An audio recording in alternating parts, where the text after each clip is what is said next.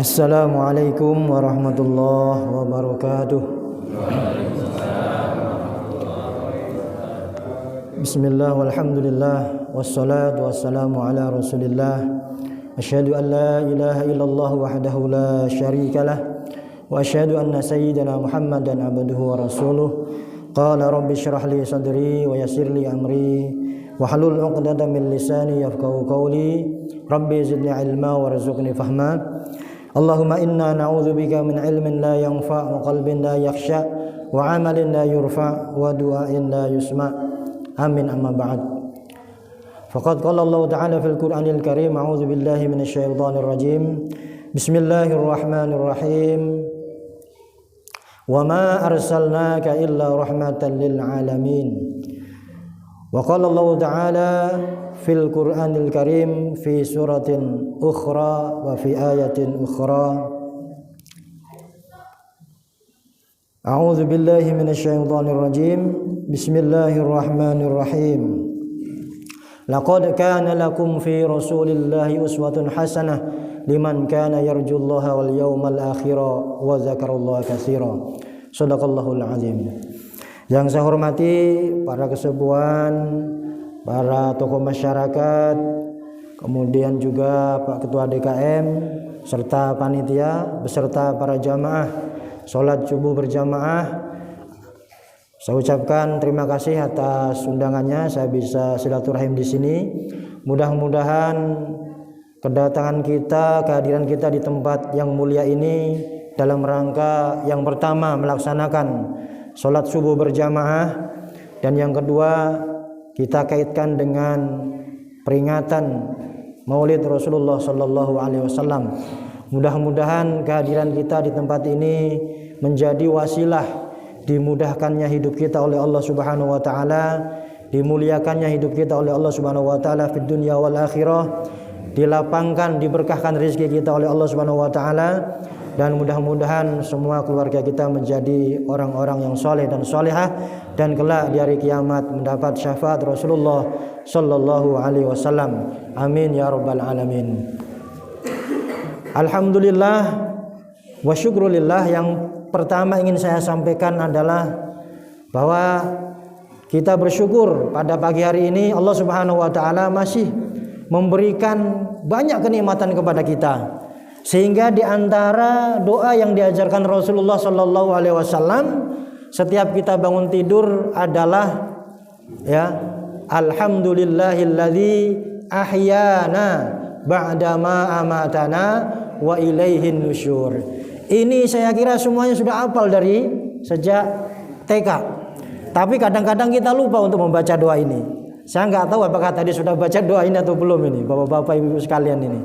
Alhamdulillahilladzi, segala puji bagi Allah Subhanahu wa taala yang ahyana, yang telah menghidupkan kita, ba'da ma amatana, setelah kita dimatikan oleh Allah Subhanahu wa taala. Jadi ketika tidur tadi itu kita sudah dimatikan oleh Allah, hanya saja dibangunkan lagi. Dan alhamdulillah kita pada pagi hari ini bisa datang di masjid ini untuk bersama-sama melaksanakan sholat subuh berjamaah. Mudah-mudahan ini diridhoi oleh Allah Subhanahu wa taala. Amin ya rabbal alamin. Baik, sebenarnya kalau tadi disampaikan oleh kesepuhan kita, apakah perayaan Maulid ini bid'ah apa tidak? Ini sudah tidak menjadi hal-hal yang perlu diperdebatkan lagi sebenarnya, Yang jelas isinya apa, kan? Kalau Maulid itu kan yang jelas yang kita tahu, ada ngajinya, ada sholawatannya, ada nasihat-nasihatnya, bagaimana Rasulullah Shallallahu Alaihi Wasallam beliau menyampaikan dakwah-dakwahnya kepada umatnya. Itu isinya di situ. Kalau isinya seperti ini saya kira ini menjadi sunnah, sesuatu yang memang dianjurkan Rasulullah. Apalagi di era yang sekarang ini kita sudah jauh dari Rasulullah. Kita ini Pak jaraknya 1445 tahun, bayangkan. Kita sangat jauh dengan Rasulullah. Kalau seandainya perayaan Maulid ini, peringatan Maulid ini tidak disampaikan, saya yakin anak-anak kita nanti barangkali tidak mengenal Rasulnya. Maka inilah pentingnya kita ini menyampaikan, mengadakan peringatan-peringatan seperti ini menjadi pengingat kita. Makanya mudah-mudahan dengan adanya acara seperti ini nanti iman kita bertambah, kemudian ilmu kita bertambah, yang sholat subuh nanti semakin banyak. Amin. Saya punya cerita Pak, dan ini terjadi di kampung di di Sembu. Jamaah subuh dihadiri lebih dari 250 orang. Saya kebetulan ngisi di sana beberapa tahun yang lalu karena kemarin masjidnya direhab, maka ngajinya libur dulu. Saya juga baru menemui ada namanya sholat subuh di Serang itu sampai 250 jamaah, bahkan lebih. Dari mulai anak-anak, remaja, kemudian bapak-bapak, ibu-ibu, sampai kakek nenek semuanya hadir di situ. Jadi seperti sebagaimana ketika bulan Ramadan. Ya. Saya ketika datang sebelum subuh itu sudah ramai di masjid. Ini terjadi di Serang, Pak, di kota Serang, di Sempu, dekat dengan Mandua.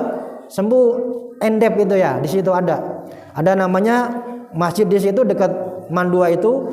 Alhamdulillah yang hadir sholat subuh itu sampai 250 lebih.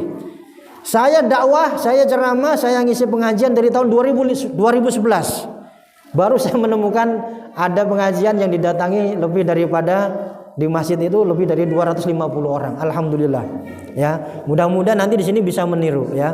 Jadi perlu sampaikan Pak Haji, memang Maulid ini kalau kita mau melihat sejarahnya, zaman sahabat memang tidak pernah ada. Ini saya mau bandingkan, kalau memang Maulid ini dianggap sesuatu yang baru, saya mau membandingkan. Kalau kita pernah melihat mushaf Al-Quran, mushaf Al-Quran itu zaman Rasulullah belum dibukukan, masih tercecer.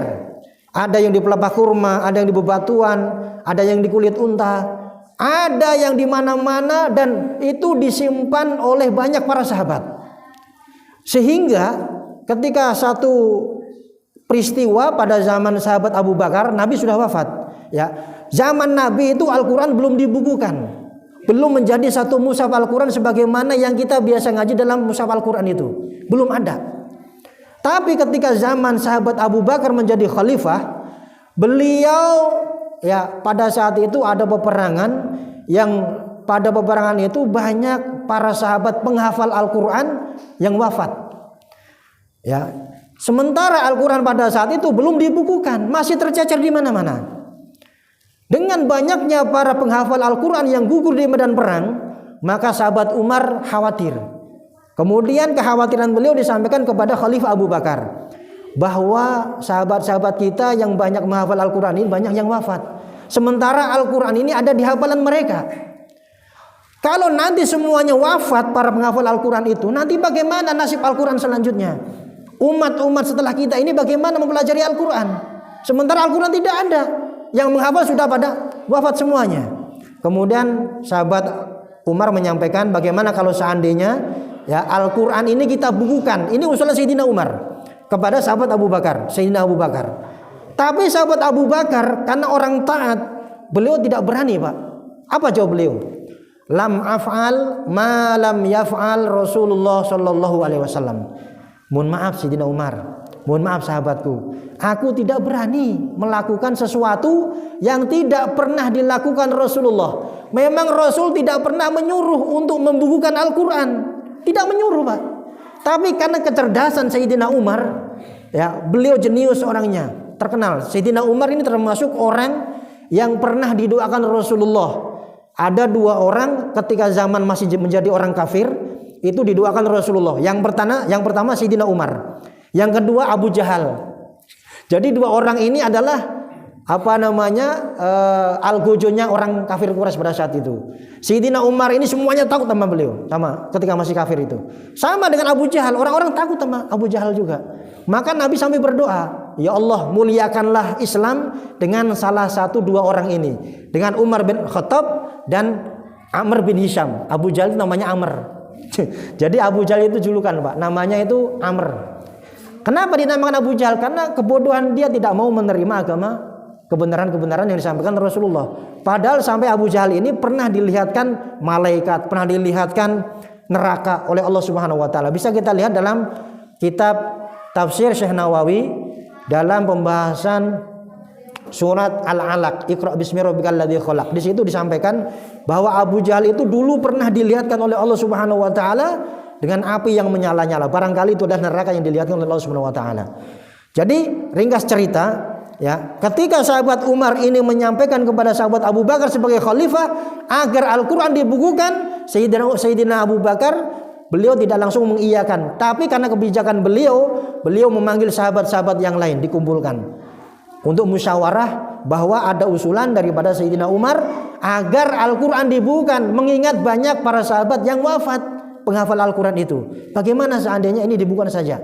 Maka alhamdulillah, berkat kebijakan para sahabat-sahabat yang hadir pada saat itu untuk memusyawarahkan agar Al-Qur'an dibukukan, alhamdulillah akhirnya Al-Qur'an dibukukan. Yang ada pada saat itu cuma satu-satunya Al-Qur'an pada zaman Sayyidina Abu Bakar. Zaman Sayyidina Umar sama, Al-Qur'an cuma satu, Pak. Kemudian barulah ketika zaman Sayyidina Utsman, Al-Qur'an diperbanyak, bukan cuma satu, tapi dibagi-bagi, dikirim ke beberapa wilayah kota besar Islam. Ada yang di Damaskus, ada yang di Mesir, ada yang di Irak, ya, di Baghdad, ada di Mekah, di Madinah. Alhamdulillah sekarang ada sampai di Masjid Al-Muhajirin banyak mushaf Al-Qur'an dan kita bisa membacanya. Jadi sahabat Abu Bakar itu takut, Pak, untuk membukukan Al-Qur'an. Kenapa? Dikiranya bid'ah, sesuatu yang tidak pernah dilakukan oleh Rasulullah. Sama dengan maulid ini. Kalau seandainya maulid ini tidak diadakan, barangkali anak-anak kecil kita ini, anak-anak kita ini, mungkin 10 tahun, 20 tahun yang akan datang, barangkali tidak mengenal dengan Rasulullah Sallallahu Alaihi Wasallam. Yang diperingatin saja tiap tahun saja masih banyak yang lupa, Pak. Sekarang kita nanti mendengarkan ini, nanti kita keluar 1 jam lah, nggak usah lama-lama, nggak usah sampai besok lah. Banyak yang lupa nanti, Pak. Maka kenapa saya videokan di sini? Ini salah satu dakwah saya seperti ini. Tujuannya apa? Karena kalau kita lihat di dalam media sosial itu banyak sesuatu yang negatif, Pak. Kalau kita sebagai orang-orang yang sebagai umat Rasulullah yang dititipkan sedikit ilmu oleh Allah, kita tidak mau dakwah di sana, saya yakin itu nanti isinya negatif semuanya, hal-hal yang tidak baik semuanya. Jadi ini salah satu, Pak Haji, manfaat daripada maulid. Kalau kita mau banding-bandingkan dengan Al-Qur'an sama sebenarnya. Ya, Al-Qur'an tidak pernah disuruh oleh Rasulullah untuk dibukukan. Maulid juga sama. Tapi sebenarnya maulid ini Nabi juga memperingatinya sendiri. Setiap hari Senin Rasul itu puasa. Ketika ditanya apa? Karena hari Senin ini hari kelahiranku. Beliau bersyukur atas hari kelahirannya. Ini ya, jadi saya kira masalah maulid ini tidak perlu dipermasalahkan lagi. Isinya jelas kok, pengajian. Emang kita di sini ngapain? Bukan ngapa-ngapain, cuma pengajian, sholat subuh berjamaah. Apalagi sholat subuh ini. Sholat subuh ini sholat yang paling tinggi pahalanya, ya. Sampai kalau seandainya dalam hadis sahih ini disampaikan, kalau seandainya orang-orang itu tahu apa yang ada di dalam sholat subuh, maka dia akan datang walaupun dengan merangkak. Dengan merangkak, Pak. Ya, ini saya sampaikan hadisnya supaya tidak salah. Nih, ada satu hadis dari sahabat Abu Hurairah radhiyallahu anhu, an Abi Hurairah radhiyallahu anhu qala Rasulullah SAW, laisa salatun asqala 'alal munafiqin min salatil fajri wal 'isya walau ya'lamuna ma fihima la tauhuma walau habwan, muttafaqun alaih. Jadi kalau seandainya ya orang-orang ini tahu bahwasanya salat subuh ini pahalanya luar biasa, pasti dia akan datang walaupun dengan cara merangkak. Dan yang membedakan salat subuh, salat isya dengan salat-salat yang lain adalah menjadi tanda-tanda bukti bahwasanya orang ini munafik apa tidak. Jadi, Pak, dalam satu hadis disampaikan penjelasannya kitab Riyadhus Shalihin bahwa asqalas sholati 'alal munafikin, salat yang paling berat bagi orang-orang munafik itu 2. Yang pertama isya, yang kedua subuh. Ya. Jadi orang-orang munafik itu zaman dulu ketika masih belum ada pencahayaan lampu seperti sekarang, mereka orang-orang munafik itu datang ke masjid juga, sholat berjamaah. Duhur datang ke masjid, asar datang ke masjid, maghrib masih mau datang ke masjid. Kenapa? Karena masih kelihatan orang. Karena orang munafik itu dia ketika beramal, salah satu di antara tujuannya untuk riya, pamer, supaya dia dikatakan sebagai orang baik. Maka dia juga hadir ke masjid, sholat duhur datang, sholat asar datang, sholat maghrib masih mau datang. Tapi kalau sudah isya gelap, mereka nggak mau datang. Apalagi waktu sholat subuh, enak-enaknya tidur. Makanya kata Nabi, asqalas sholati alal munafiqin al-isya was subh. Ini disampaikan dalam hadis dari sahabat Utsman juga sama, man shallal isya fi jama'atin fa ka'annama qama nisfal lail. Orang yang mengerjakan salat isya berjamaah maka pahalanya sebagaimana dia mengerjakan salat setengah malam. Bayangkan, kita salat isya berjamaah itu pahalanya sebagaimana kita menghidupkan malam setengah malam. Wa man shalla subha fi jama'atin fa ka'annama shallal lail kullah. Dan barang siapa yang mengerjakan salat subuh berjamaah seperti sekarang yang kita lakukan ini, ya, fa ka'annama shallal lail kullah, maka orang yang hadir salat subuh di masjid seperti ini dia mendapat pahala dari Allah Subhanahu wa taala sebagaimana orang yang mengerjakan salat malam full penuh dari maghrib sampai subuh. Ya. Jadi kalau kita mau sampaikan keutamaan seperti ini banyak sekali sebenarnya. Nah, kemudian saya mau lanjutkan bahwa masalah bid'ah sudah selesai, saya kira bukan menjadi perdebatan lagi, sudah selesai, isinya sudah jelas kok, ya. Maka tadi saya katakan bahwasanya kalau seandainya peringatan seperti ini tidak dilakukan, barangkali anak-anak kita nanti tidak mengenal dengan Nabi dan Rasulnya. Sementara Nabi ini adalah manusia yang dipilih oleh Allah untuk memberikan rahmat kepada seluruh alam, bukan cuma manusia, Pak. Ya, di dalam kitab ini disampaikan, kitab Tanwirul Qulub ini, bahwa bebatuan, gunung, pepohonan itu semuanya ketika berjumpa dengan Rasulullah itu mengucapkan salam. Assalamu alayka ya Rasulullah. Ya, jadi banyak mukjizat Rasulullah ini sebenarnya. Maka di antara kata Nabi yang sampaikan dalam hadis, inna aula bi yaumal qiyamati, ya, orang yang paling utama, orang yang akan mendapatkan perhatian dariku nanti pada hari kiamat, aksarum sholatan, yaitu orang yang paling banyak bersolawat kepada Rasulullah Shallallahu Alaihi Wasallam. Dan kita tahu bah, solawat ini menjadi salah satu rukun solat. Kalau kita solat tidak membaca solawat, itu nggak sah solatnya. Jadi solawat yang dibaca setiap solat itu menjadikan rukun, ya, termasuk yang menjadikan apakah solat kita sah apa tidak. Kalau kita tidak baca solawat maka tidak sah solat kita, ya, itu. Jadi peringatan Maulid ini perlu saya sampaikan bahwa kita sangat bersyukur kepada Allah Subhanahu wa taala, walaupun jarak kita sangat jauh dengan Rasulullah, tapi kita masih bisa meneladani, bisa masih mengikuti ajaran-ajaran Rasulullah Sallallahu Alaihi Wasallam. Wa mimma yajibu alaina an nataqida anna Allah arsala nabiyyan rahmatan lil alamin.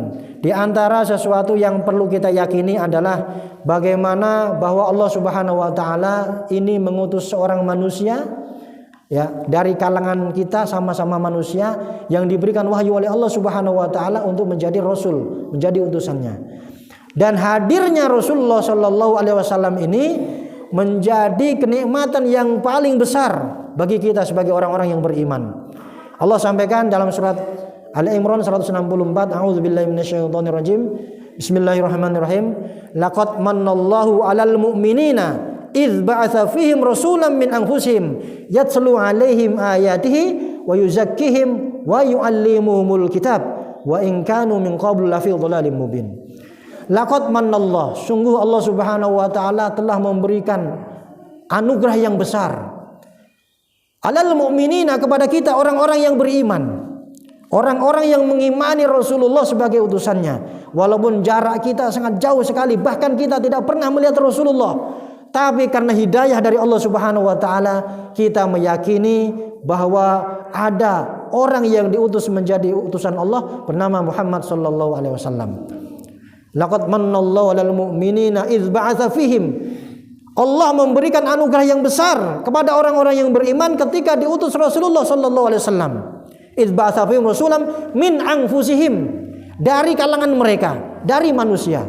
Allah mengutus rasul bukan dari kalangan malaikat, bukan dari kalangan jin, bukan dari makhluk-makhluk yang lain, tapi dari kalangan manusia sendiri. Ya. Kalau seandainya Allah mengutus utusan dari malaikat, ya kita nggak heran. Yang malaikat itu kan dia nggak punya nafsu, ya, dia punya akal tapi nggak punya nafsu. Maka malaikat itu selalu taat kepada Allah. Tidak pernah ada malaikat yang menolak apa yang diperintahkan Allah. Malaikat itu kalau dia disuruh untuk sujud sampai hari kiamat, maka dia akan sujud sampai hari kiamat. Kalau dia disuruh membaca tasbih subhanallah sampai hari kiamat, maka dia baca itu subhanallah sampai hari kiamat. Itu malaikat, Pak. Tapi Allah mengutus utusannya dari manusia, yang mana manusia ini mempunyai akal dan punya nafsu. Ya. Jadi kalau malaikat itu dia punya akal, nggak punya nafsu, tapi manusia ini punya akal dan punya nafsu.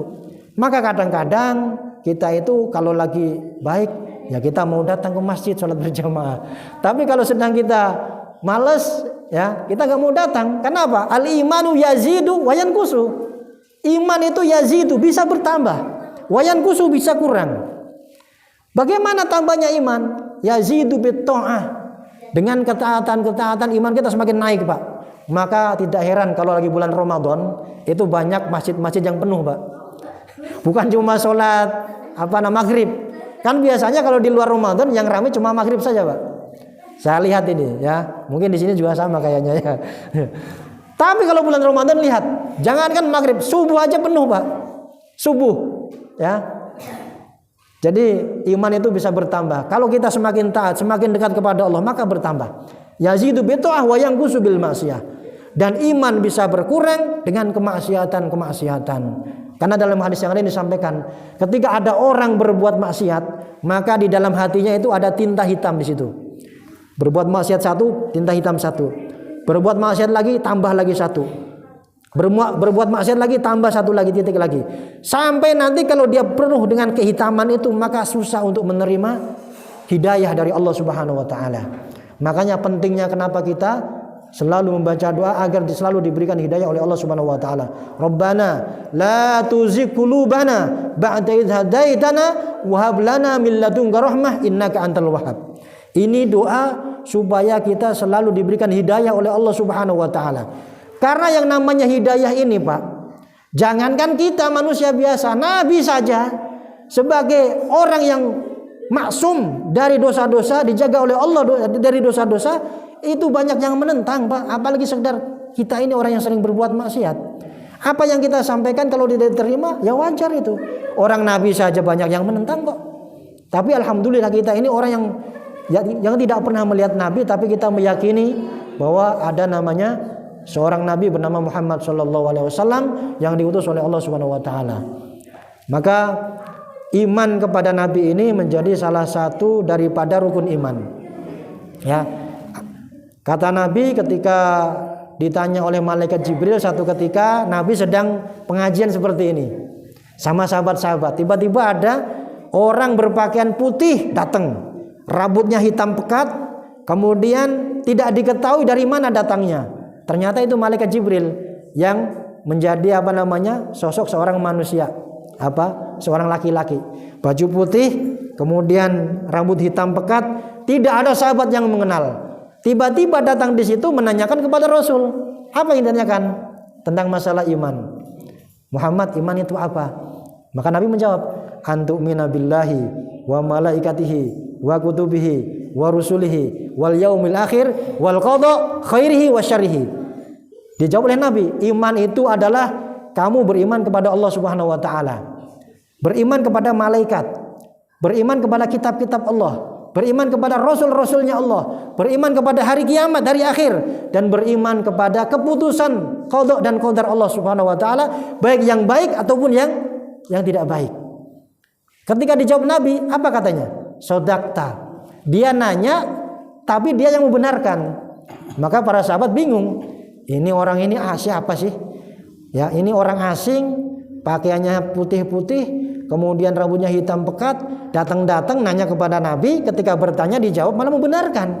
Maka ketika selesai disampaikan oleh Nabi bahwa tadi itu adalah malaikat Jibril yang sedang mengajarkan kepada kita tentang masalah iman, Islam, dan ihsan.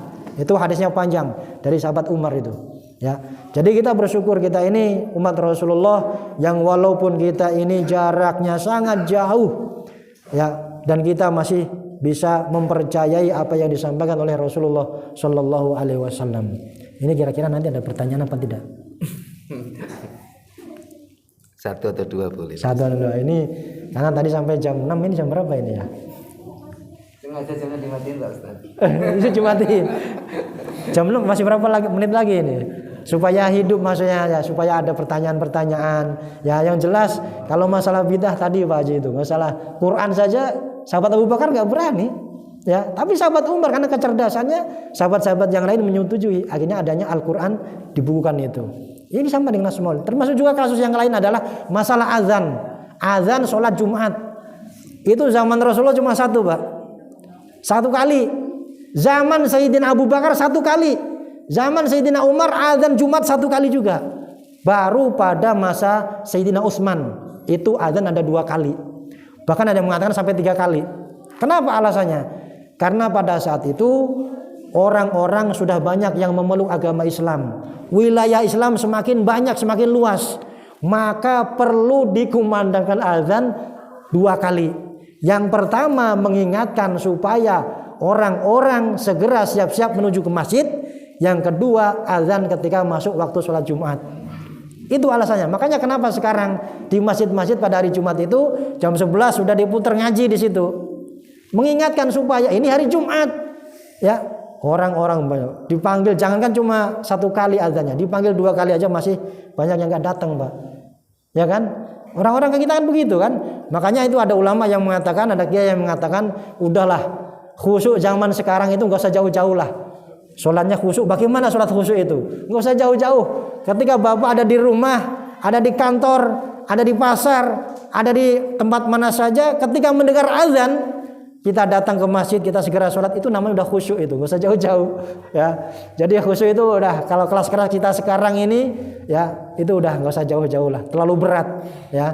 Tapi tidak ada kemungkinan juga kita bisa mencapai derajat khusyuk seperti itu. Ya barangkali ini nanti supaya lebih hidup suasananya, supaya kita juga lebih akrab lagi, nanti silakan kalau ada pertanyaan-pertanyaan kita sama-sama di sini ya, supaya ada manfaat yang bisa kita ambil. Sebelum kita akhiri, mari sama-sama kita sholawat dulu ya, karena ini peringatan Maulid Nabi, supaya kita mendapatkan syafaat Rasulullah SAW. Kita sholawat yang simpel sajalah, sholawat Jibril, karena sholawat Jibril ini sudah terbukti. Yang namanya sholawat luar biasa. Saya mendapatkan ijazah sholawat dari guru saya, Profesor Dr. Said Aqil Husain Al-Munawar. Beliau ini pakar hadis, pakar tafsir, pakar fikih, usul fikih, ya mungkin Bapak juga kenal lah, Profesor Dr. Said Aqil Husain Al-Munawar. Beliau ini ya juri Qori internasional juga, ya. Itu mengajarkan ya, sebenarnya sholawat itu luar biasa, Pak. Sampai beliau mengatakan begini, kalau kamu memang ya sedang tidak punya uang katanya, udah banyak baca sholawat ini katanya. Ada sholawat Allahumma sholli ala sayyidina Muhammad wa ala ali sayyidina Muhammad sholatan takunu laka ridhaan wa lihaqqi adaan. Itu saya praktekkan, Pak. Saya praktekkan ketika saya habis itu, alhamdulillah itu ada aja itu. Dompetnya enggak pernah kosong katanya. Itu. Ada juga sholawat Jibril namanya, sallallahu ala Muhammad sallallahu alaihi wasallam. Itu banyak kiai yang menyampaikan, guru-guru kita, paling tidak kita bacalah 1000 kali, insyaallah hidup kita akan dimudahkan oleh Allah Subhanahu wa taala. Kalau Syekh Nawawi menyampaikan dalam kitab Bidayatul Hidayah, dalam kitab Maraqil Ubudiyah, itu paling tidak kita itu sholawat kepada Rasulullah paling tidak itu 300 kali sehari semalam ya. Makanya ya jangan sampai kita ini terlalu jauh. Sudah kita jauh jaraknya dengan Rasulullah, kita nggak pernah sholawat pula, makin jauh lagi. Ya paling tidak kalau kita ini jauh jaraknya dengan Rasulullah, paling tidak sekarang ini kita perbanyak baca sholawat supaya ingat kepada ajaran Rasulullah Shallallahu Alaihi Wasallam. Ya kita baca sholawat Jibril sebelum nanti kita buka forum pertanyaan. Sallallahu ala Muhammad sallallahu alaihi wasallam. Sallallahu ala Muhammad sallallahu alaihi wasallam.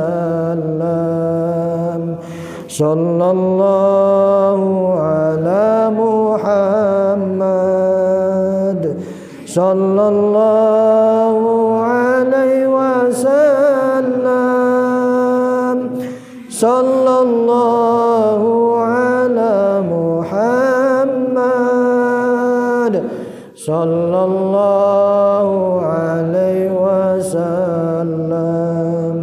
Allahumma shalli wa sallim wa barik alaihi wallahu a'lam bishawab. Assalamualaikum warahmatullahi wabarakatuh. Silakan kalau ada yang mau ditanyakan 1 2. Kalau tidak ada alhamdulillah.